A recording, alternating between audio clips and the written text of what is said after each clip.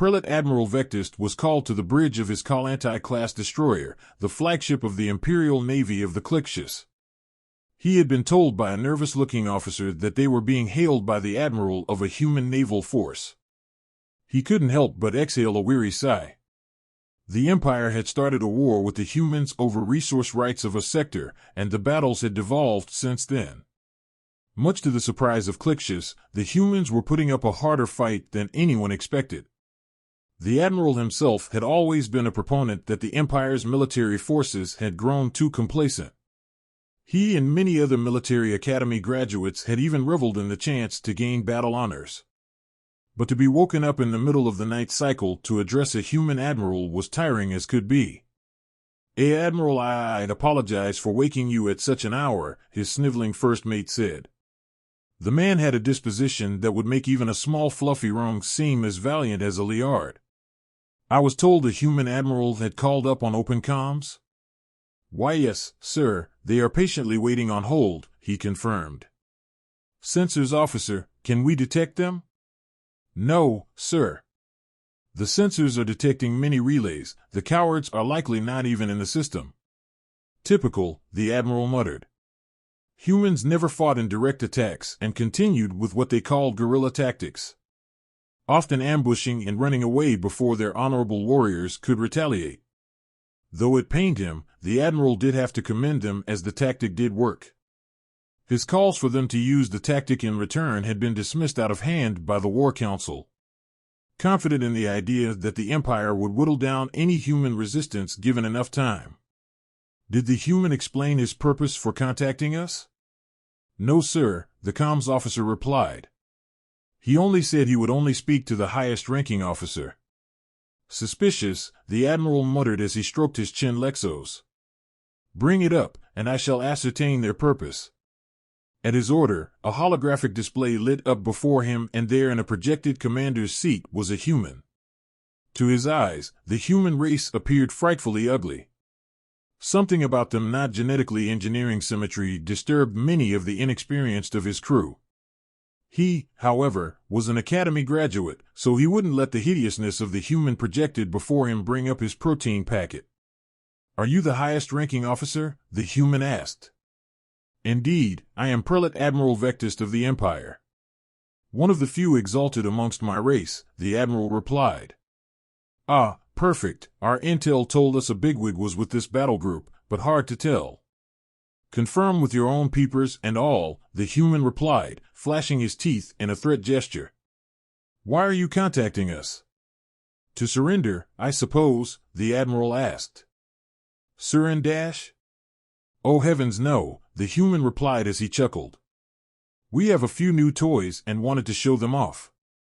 "But you don't use a cannon to kill a mouse." The human held both its grasping appendage upwards and moved its shoulders in an up-down motion.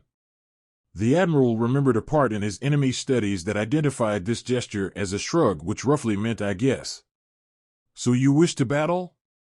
"Yes, I suppose we do." "Mind if we have a good old scrap?" the human asked as it balled up its grasping appendages and made circular motions. "Very well, we shall engage you in a proper fight, none of your attack and run," the admiral replied, hoping to gain the honor of the first real fight of the war. "Of course, no running. We have our new toys. Between you and me, when we use them, we can't run for a little while," the human explained as it tilted its head and closed one of its eyes. "So where shall we face inglorious battle?" "Oh, don't worry, we will come to you," he replied as communications abruptly cut off. Quickly realizing the meaning behind his words, the admiral slammed a button to call high alert to the entire battle group. The humans were on their way to attack them. "Sir, we are detecting gravitational anomalies," the sensors officer declared. This was good. It meant they were using their FTL to drop into system. It seemed the human was true to his words. In a few of the wrecks they had studied, the engineers had confirmed that human FTL drives were horribly inefficient. They required a long recharge time between uses, and the return to normal space caused severe gravitational anomalies that they could easily detect. This was part of why the humans had stuck with ambushes. "What is the heading?" the admiral asked the comms officer. Straight ahead, the sensors officer replied, sounding panicked. Sir, get the shields up. They are dropping in directly dash. The sensors officer was unable to finish his sentence as a dozen human battlecruisers appeared directly above the Admiral's fleet. It was as he looked on, he couldn't help but feel horror. It was common knowledge that FTL travel had to have the gravity compensated for. It was why the Clixius used anti-reality bubbles. But this human had actually weaponized their return to normal space.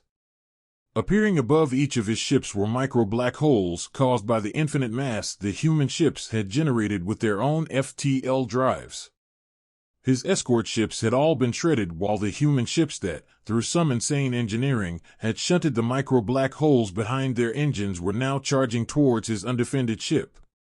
Worse still, they were above his ship orientated by his perspective upside down. Looking at the ship approaching he could see the cannons were already pointing upwards, and the time it would take to reorientate his own point defense cannons would be too long. Sir, they have begun shredding our armor, the engineering officer declared. Though the reality is, he didn't need to. The view outside his bridge was a sight to behold. Those humans weaponized their own substandard FTL drives. I wonder if we will actually stand a chance now. The Admiral's last words were all that were able to be recovered from the wreckage of his flagship. This battle, which was more of a one-sided slaughter, would become known as the turning point in the war between humanity and the Clixius.